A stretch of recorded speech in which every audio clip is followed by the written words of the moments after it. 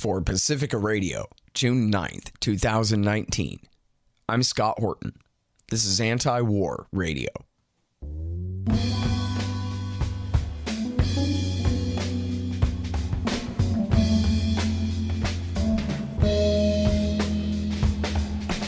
All right, y'all, welcome to the show. It is Anti-War Radio. I'm your host, Scott Horton. I'm the author of the book, Fool's Errand, Time to End the War in Afghanistan, and I'm the editorial director of antiwar.com. You can find my full interview archive, almost 5,000 interviews now, going back to 2003, at scotthorton.org. All right, you guys, introducing Eli Clifton, again writing for the great Jim Loeb's blog, Loeblog. This one is called FDD. Oh, you had me at FDD. FDD aligned with State Department to attack supporters of Iran diplomacy. Welcome back to the show. How you doing, Eli? I'm doing well. Thanks for having me. Very happy to have you back on the show here. Very complicated, but very important story that you have here about the State Department and the Foundation for the Defense of Democracies and their doings. Why don't you tell us? Well, I mean, the essence of it is that there was a suspicious seeming anonymously run Twitter account and website called Iran Disinfo. And what caught a lot of our attention is that the Twitter account was very actively attacking over the past month or so U.S.-based, in many cases U.S. citizens, who were advocates of diplomacy with Iran and critics of the Trump administration under the national security leadership of John Bolton. They're heightening tensions and militarism towards Iran. Now, this Twitter account, otherwise, well, that really wouldn't have raised much in the way of anything noticeable about it, other than that the website associated with Iran Disinfo said that it was actually being funded by the State Department. So that meant that a lot of us looking at this started to ask some serious questions about why the State Department might be funding attacks on U.S. citizens or U.S.-based human rights advocates. In some case, it was going after Human Rights Watch. It was going after people associated with the National Iranian American Council, and it was going after Iranian American journalists, many of whom, again, were being critical of the Trump administration's strategy towards Iran, their maximum pressure campaign. But when we started to dig deeper, we saw that there was basically one major source of research and of published materials that Iran Disinfo was utilizing, and it was coming from a Foundation for Defense of Democracies expert named Saeed Ghassaminejad, and Saeed's work was being cross-posted, or it seems, on FDD's website as well, where FDD actually had it under something called the Iran Disinformation Project on their own website, which suggested that, if nothing else, that there was close coordination between Saeed and FDD, or perhaps more. Now, Mark Dubowitz, the head of FDD, has said that FDD itself was not involved in this project, but it still seems like one of their experts was basically the central expert and source of materials being used by this State Department-funded project to attack Iranian Americans and proponents of diplomacy with Iran. One other thing I would just add in here is that the Twitter account seemed to very actively not just promote Saeed's work, but Mark Dubowitz and FDD's. There seemed as if there was a close, perhaps symbiotic relationship, if not something more specifically coordinated. Hang on just one second. So you're constantly buying things from Amazon.com. Well, that makes sense. They bring it right to your house. So what you do, though, is click through from the link in the right-hand margin at scotthorton.org, and I'll get a little bit of a kickback from Amazon's end of the sale. Won't cost you a thing. Nice little way to help support the show. Again, that's right there in the margin at scotthorton.org. It's Anti-War Radio. I'm talking with Eli Clifton.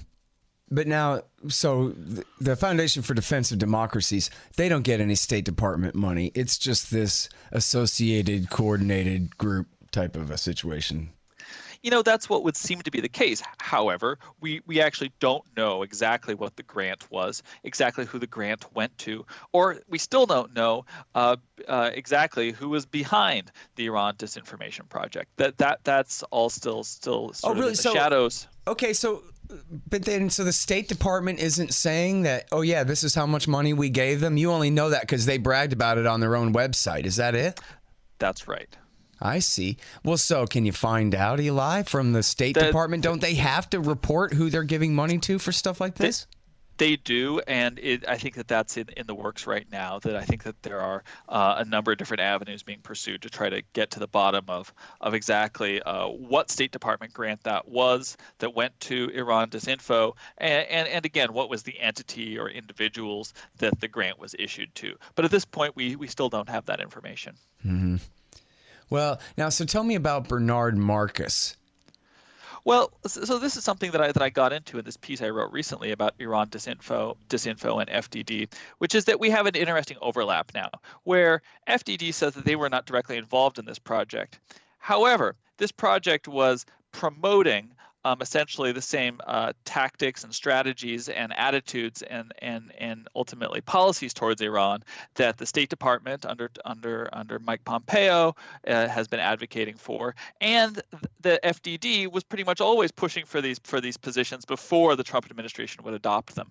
That by all accounts, Mark Dubowitz and the FDD are in very close coordination with the Trump administration when it comes to forming this administration's Iran strategy. So I started to look at, well, let's see what else FDD and the Trump administration have in common. And one of the things that I think is most significant here is that I believe it's Trump's second biggest campaign contributor, or not directly contributing to the campaign, but outside spending supporter, because that can exceed the campaign finance limits, is a guy named Bernard Marcus. He's the co-founder of Home Depot. He's a billionaire. He also contributes around 25%, in some years more, to FDD's budget, and he sits on their board. And Bernie Marcus has some pretty extreme views toward Iran. He went on Fox Business a few years ago, and this is when the Obama administration was negotiating the Joint Comprehensive Plan of Action, and he literally said Iran is the devil.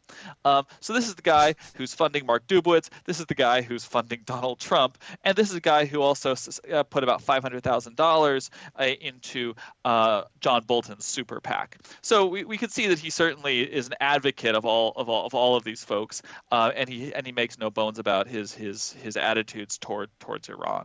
The other person I looked at is Sheldon Adelson, who is the GOP's single biggest contributor. He was Donald Trump's single biggest campaign supporter, and Sheldon Adelson has talked about wanting to drop a nuclear bomb on Tehran, which is clearly proposing an attack on the civilian target, if you care to make those sorts of distinctions. And he thought that would be a great negotiating technique to get Iran to back away or to constrain its nuclear program. Now, Sheldon Adelson, at least until several years ago, was also a major donor to the Foundation for Defense of Democracies. Hey, man, tell me something. Is Lowe's run by Zionists too? I don't know. We need to look into that.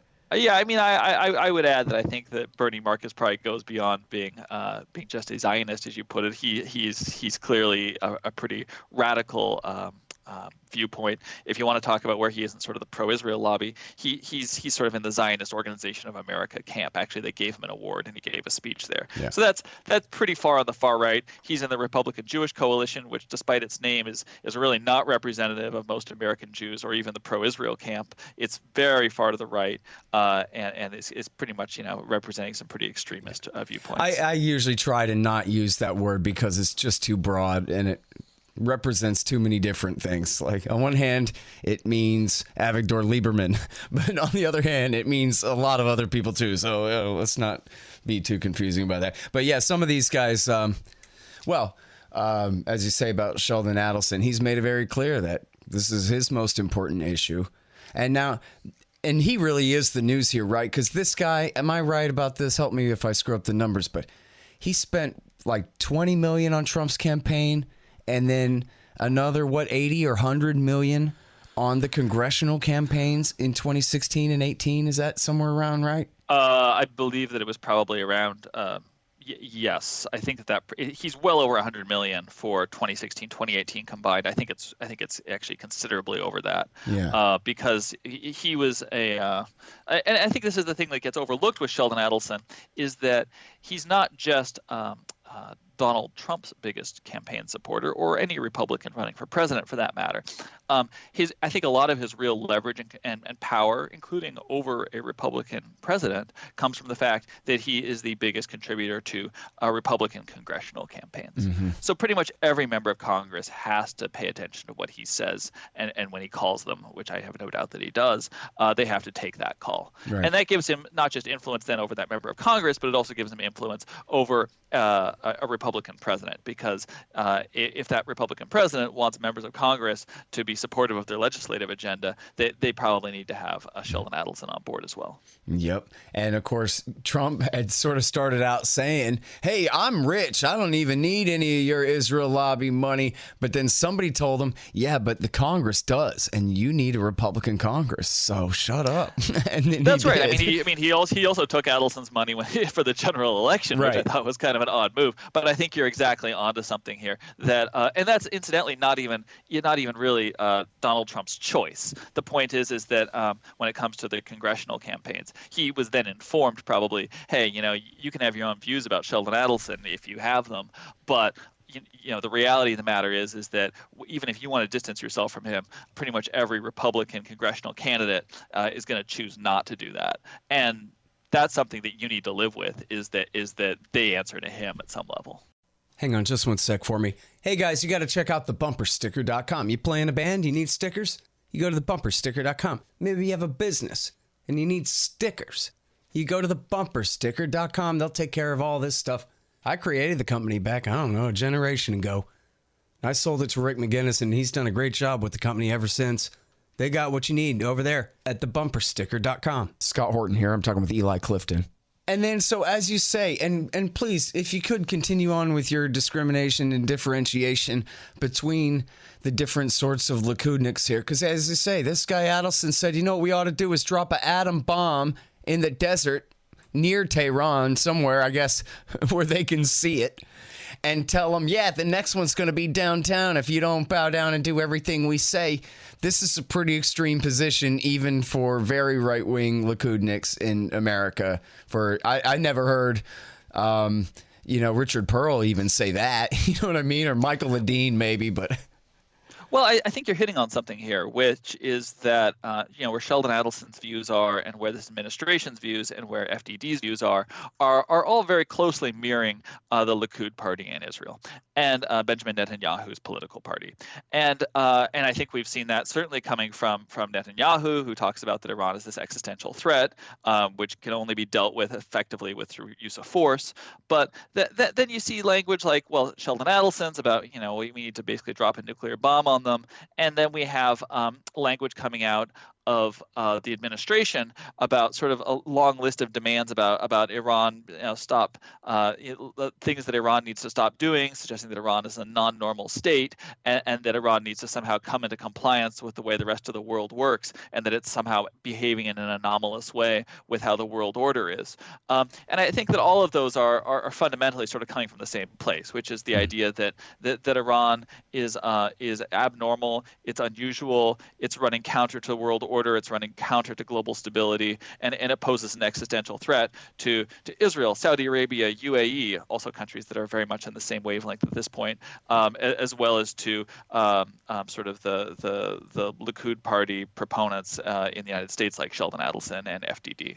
Mm-hmm. Well, and meanwhile, it's worth saying, I know it goes a little bit beyond the purview of your article, but this is essentially a hoax. I mean, all of the worst things that Iran has done in the 21st century in that region have been essentially accepting the results of America's policies in their favor, including getting rid of Saddam, giving Assad an important reason to invite their forces into Syria, for a couple of examples, giving them credit for every one of the Houthis' gains in Yemen. And meanwhile, have they really betrayed an intention, a real change in strategy that they mean to attack Israel? That they would ever, invade Kuwait and Saudi Arabia or any of this kind of thing? Of course not. There's a narrative about how we're supposed to be so scared that even says that they're allied with Al-Qaeda. Why not? As long as we're going for broke. But meanwhile, in reality, essentially none of that stuff is true.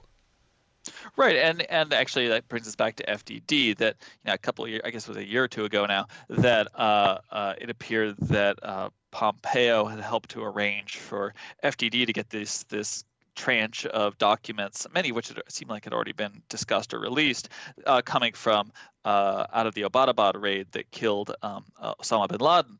And the documents, FDD tried to spin it as being evidence of a Al-Qaeda Iran link, when in reality, the vast majority of the documents seem to underscore that there was a great deal of tension and very little cooperation, if not outright hostility and competition, or distrust between Al-Qaeda and Iran. That was largely just entirely fabricated as a narrative, and clearly one designed to try to desperately link Iran to sort of global terrorism, to Al-Qaeda, to 9/11, and it's continued to be, I know, an effort of sort of the neoconservatives and some of the Likud-aligned organizations, but there's been very little evidence to actually support that conjecture. Here's a dog that didn't bark in that case.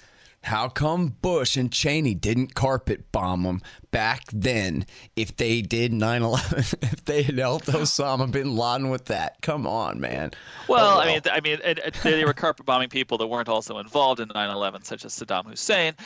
They definitely considered the possibility, and I know there were people in the Bush administration and advocates of the Bush administration strategy that were saying you need to go to Tehran next. Real men go to Tehran. But even then, they weren't accusing the Ayatollah of doing the attack on the towers, That's absolutely true. And I think in that case, the Bush administration was getting bogged down in Iraq and identified that if you don't like how the war and invasion of Iraq went, you're going to hate how things would go if there was a war with Iran. Yeah.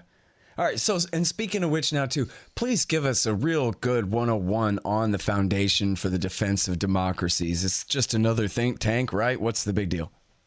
Well, the Foundation for Defense of Democracies was founded in 2001, and the common story about them is that they were founded and funded as a response to 9/11, trying to bolster U.S. national security after the intelligence failures that led to 9/11, and the reality is that it actually was formed as something called EMET. It was formed as a pro-Israel group briefly before 9/11. It was founded, I believe it was in April. The first papers were filed for FDD.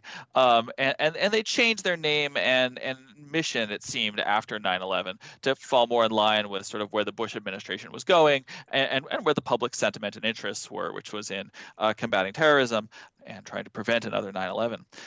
They were certainly advocates of the invasion of Iraq, and they were actually somewhat bipartisan. People like Donna Brazil were on their advisory board until 2008, when they went after Democratic members of Congress who were having some concerns about passing legislation to sort of offer retroactive approval of some of the warrantless wiretapping that had gone on under the Bush administration. And at that point, it became more and more partisan, became far more right-leaning, and became far more aligned with organizations like the Republican Jewish Coalition, like the Likud Party in Israel, and with funders such as Paul Singer, Sheldon Adelson, Bernie Marcus, who form sort of the backbone of sort of pro-Likud, far right-wing, neoconservative funding of the Republican Party. It's Anti-War Radio, talking with Eli Clifton here. I know over the years we've talked about this a little bit, and I'm sure I really kind of have this wrong. I'm oversimplifying it, but it sort of seemed like you kind of have a caste system inside the neoconservative movement where people like Robert Kagan are like a little bit more sophisticated and a little bit less, well, at least on the surface, less, insane. But then you have people like Frank Gaffney over at the Center for Security Policy. And you have people like Michael Ledeen or whatever, where, go ahead and put a straitjacket on them with these guys and a lot of the things that they say and think. And I know that these guys all mix together. It's a very small group, the neocons. It's under 100 men that really count as true neoconservatives, it seems like. But I never counted actual heads. But if you look at rightweb.com, that's about right, Yeah. But it just occurs to me that it seems like of all the different neoconservative foundations, and there really are a lot of these different think tanks from WINEP and GINSA and AEI and whoever, that for FDD, which is one of the more winger ones over there with the Center for Security Policy, for those guys to be the ones who are the most closely tied to the Trump administration is really alarming. Because as we're talking about here, they deal in this total unreality, this narrative about Iran and about all of the rest of what's going on in all the surrounding issues, including the ties to Al Qaeda and everything else, that are really wrong and could really lead to a real conflict if they become truly the premises for American action.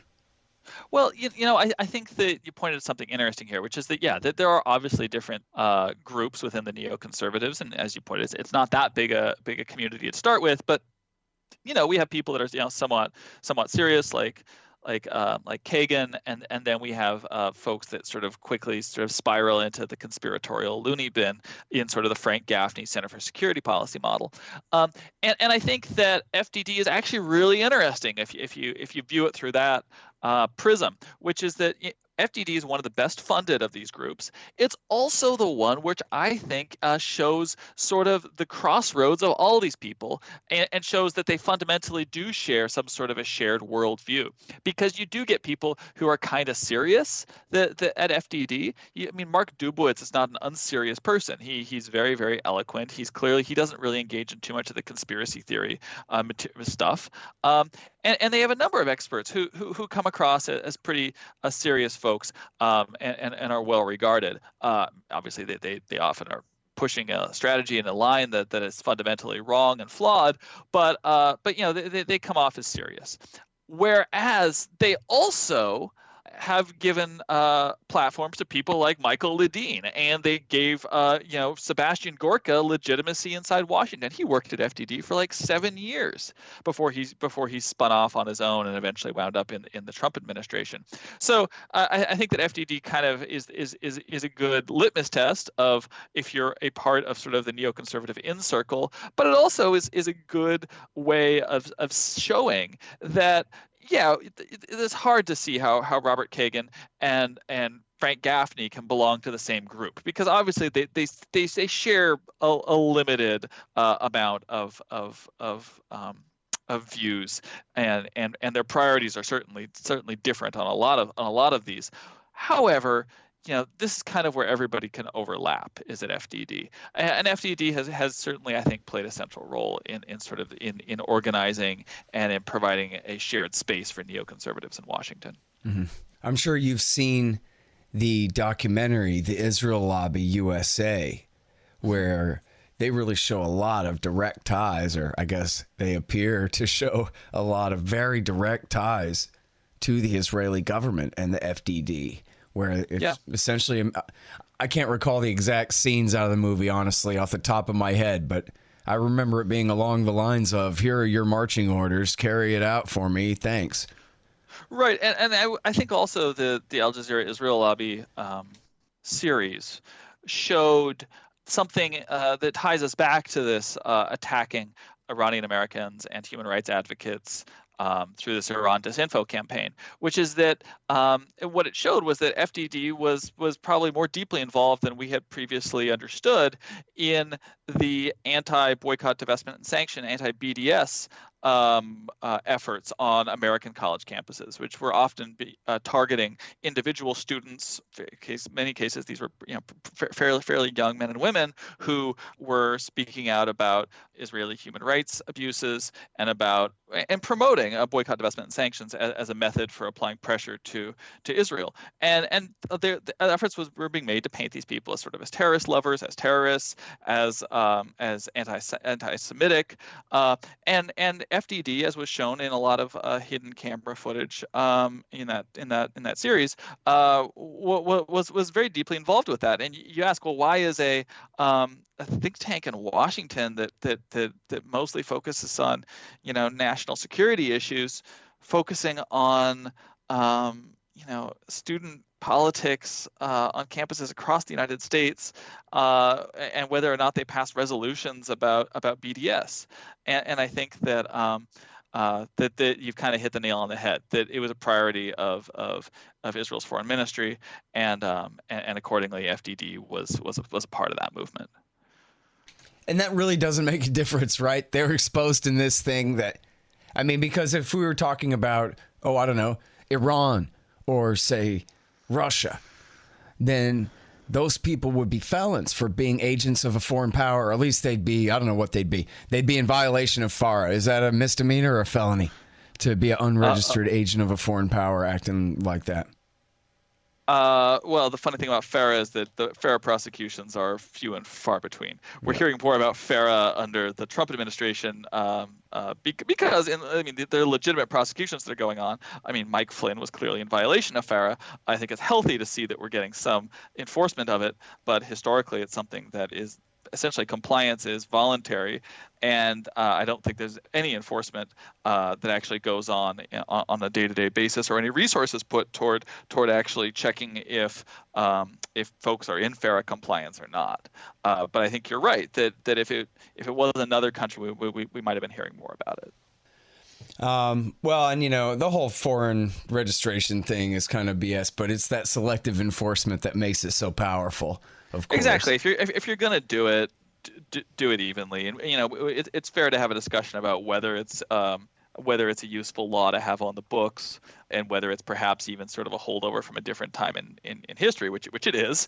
But it's a bit ridiculous the way that it is so selectively and rarely enforced. Yeah. All right. Well, listen, keep writing great stuff, man. I sure love reading it. Thank you. Take it easy. All right, everybody. That's Eli Clifton from Loblog. FDD aligned with State Department to attack supporters of Iran diplomacy. All right, you guys. And that is Anti-War Radio for this morning. Thanks very much for listening. I'm your host, Scott Horton. You can find my full interview archive, almost 5,000 interviews now, going back to 2003 at scotthorton.org. I'm here every Sunday morning for Anti-War Radio from 8:30 to 9 on KPFK 90.7 FM in LA. See you next week.